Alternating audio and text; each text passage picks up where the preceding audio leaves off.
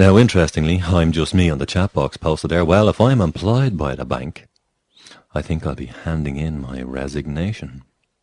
Well, I'm Just Me in the chat box. That's, in my opinion, that's a very interesting way of looking at it.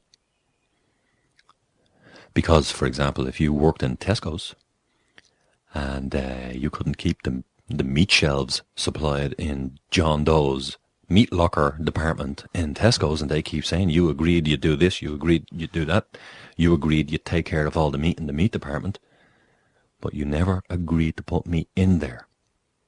You never agreed to put money, finance, currency, call it what you will, into the account.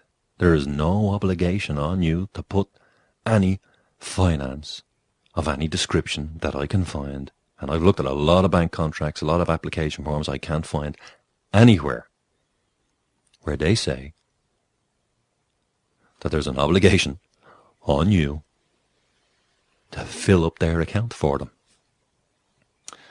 Now, I'm Just Me said, it's an agreement, not a contract, which is unenforceable. No, an agreement, contract's all the same thing. It's, look, if you agree with something and I agree with something, we have a meeting of the minds, that's contract. But it's got to be balanced. It's got to have the same elements on both sides.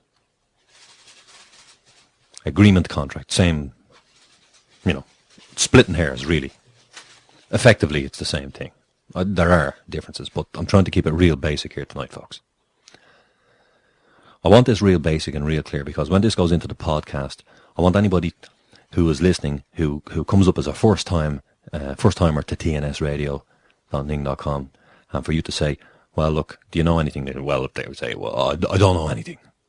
Good. Listen to this podcast here. This one's going to be called Vin Basics 1, okay? Now, I'm doing this Vin Basics 1. Next week I'll be doing Vin Basics 2, leading up to the mathematically perfected economy demonstration that I'm going to do. So that's why I want this real clear in your minds before you attend. Hopefully you will attend. I'll get the location sorted soon.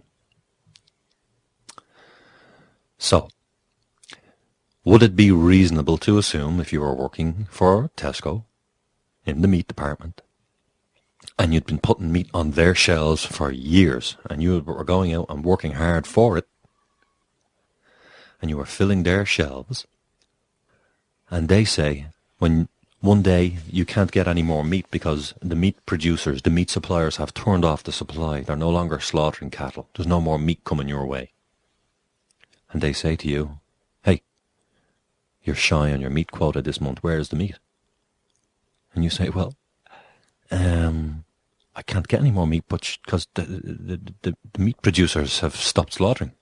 And I can't slaughter myself. I can't create meat myself. And they say, we don't care. We don't care that it's impossible for you to get meat. We don't care. But we're not going to fire you. They don't tell you this. They don't explain this. They don't express this. But they don't fire you. You could potentially resign, right? As I'm Just Me said. But they don't fire you. What they do instead, they used to have an internal process for dealing with things like this. But you know what? Times being what they are, they decided to contract this administrative process out to a third party. They hired another company, if you will, to look after all this wayward employee administration, where employees haven't stuck to their contract, or they haven't, they're not performing as agreed or as they have been. And they call this the courts system, if you will. Now, you see, they don't tell you that either. Well, logic and reason dictates that's what they are, because they just move you sideways into the court. Well, they must have some association with the courts, which they do. They do. Because when they hired you, with the birth cert, they allocated you another number. There was another account opened for you. They didn't tell you anything about this account either, but this account, they used to call them PRSI, PAYE, PPS. Call it what you will. There's a lot of different alphabet soups, if you will, that goes into these things. And you see, there's an insurance policy associated with this one. The PPS, personal or public personal services or private personal service or something like that. Public personal service, I think, is what they call it. And that's your number to go into service for the public. But what they didn't tell you, they don't mean what you think, as in the public. They didn't tell you they had a different meaning for the word public that you can't comprehend. Therefore, this contract is most likely null and void too. You see, they didn't tell you they meant by public, they meant everybody, all the other corporate entities that don't really exist in reality, but all these other corporate entities we're calling the public. You think that the public is all the people, but it's not. It is to us normally, in everyday conversation, but to the bankers and these guys in here, no. Public means basically corporations, miniature corporations. And you see, corporations can join together. Conglomerates. And you see, when you get this PPS number before you start employment, and I think even the banks ask for PPS numbers too, to open accounts, you have to go and beg for that too. So you have to go first port of call is to beg the state. You have to apply for one. You have to lower your standard. You have to lower yourself. You have to lower your status as a man living free. And you have to lower your status to corporate servitude. You have to go in and lie to them. You must lie to them. They won't give it to you otherwise, unless you lie. Now, why am I saying you're lying? They ask you, what is your name? And we tell them, well, Mr. John Doe, because most likely that's probably what you've been told your name is. In truth, there's no such thing as names, folks. A name is something you call something. But if you've never met anybody before and you see something and let's imagine everybody else in the world would look at this thing and call it a square box. And if you've never met anyone else in the world and you're alone on your own desert island, you're going to look at it and maybe you might decide, hey, well, it's a round ball, I don't know, or it's a ball. Round ball, silly. Okay, just ball. See, there I go. So when you say John Doe, Mr. John Doe, that is my name, you've actually lied in reality, because you don't actually know your name. Your parents didn't know your name. They called you something. Now, a lot of people think your parents gave you a name. They didn't give you a name. They pushed air up through their throat, made some utterances and grunts, and we think that's our name. It's not. It's just a calling. I mean, one of my dogs probably thinks his name is, something like that. I do that and he thinks I'm calling him. And in fact, I am calling him.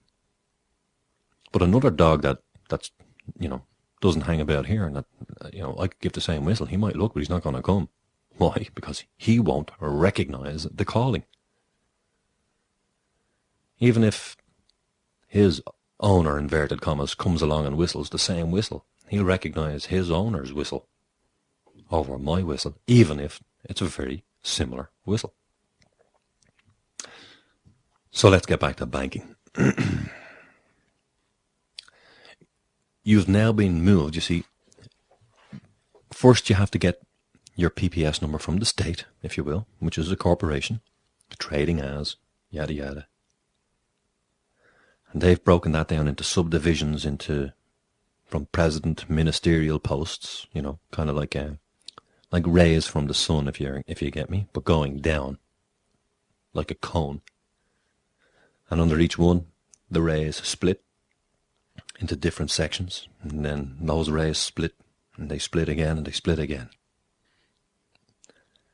And when they give you a PPS number, they start you off right down the very bottom of the pile.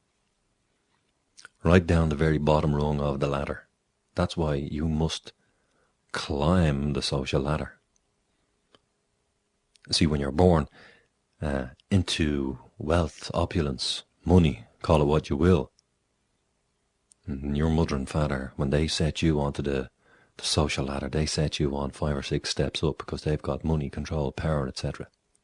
If you're just Joe Soap, John Doe, you start at the bottom, the very bottom.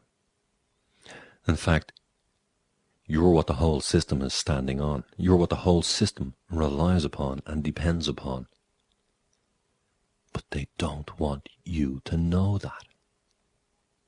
So, they had to come up with a way, a means, if you will, to not hide it from you, because they do like this idea of having clean hands and not actually being responsible. So they say to you, what is your name? And you tell them, this is my name. And when you tell them, John Doe or Mr. John Doe is my name, they take it that you have said something. To them, words become things. And then they write them on a document, and then they ask you to sign it. And you do. 99.99% of us have signed unconditionally. We gave them an unconditional signature. By that I mean you just wrote down, yep, John Doe. Not by John Doe or for John Doe or as John Doe, which would have been a bit more accurate, right? Because, you know, now you're not actually John Doe, right? You're just you. I'm me, you're you, he's him. That's it. As far as we can tell, pretty much that's the reality, okay? So, here you are now, and you find yourself in this administrative process because the bank aren't happy with their employee, even though they never told the employee that the employee had to go and get all his finance and put it into the bank account to give to them, if you will. They never told you that. You just assumed you had to. They sent letters out telling Mr. John Doe to put money into the account, but they didn't tell you. They're hoping you just assume you're John Doe, and they're hoping you don't know any better, and you just apply your energy and yourself to the task. When, as I'm just me said in the chat box there, really all you gotta do is resign. Now, how do you resign? Well, I suppose you write down on a little bit of paper or something, I resign, and you address it, and you send it.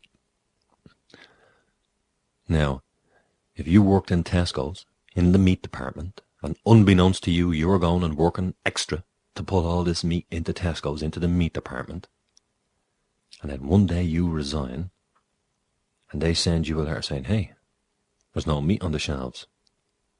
We have an agreement. And you say, well, you hired me, right? So I've resigned. In other words, you did sign, now you're re-signing. So you signed up, and now you're re-signing. You're taking it off again to re-sign. Not resign. That's not the word, folks. It's to re-sign. Remove. Right? You got to move something. And then you can remove it. When you remove something, you take it away, right? When you re-sign, you take away the signature. It's kind of like nunc pro tunc. But it's not going back in time, if you will. It's doing it now. So when you say you resign, the moment you write, I resign on a piece of paper and send it to them, then that's when you resigned. If they don't get it for a week or 2 weeks, that's nothing to do with you. You resigned the moment you said so. You quit, right? I'm not trying to say this is a good idea. I'm just saying, depending on your circumstance, you may want to consider this information. I'm not trying to encourage anybody to act or otherwise. I'm just saying it's a slightly different way of thinking about things, isn't it?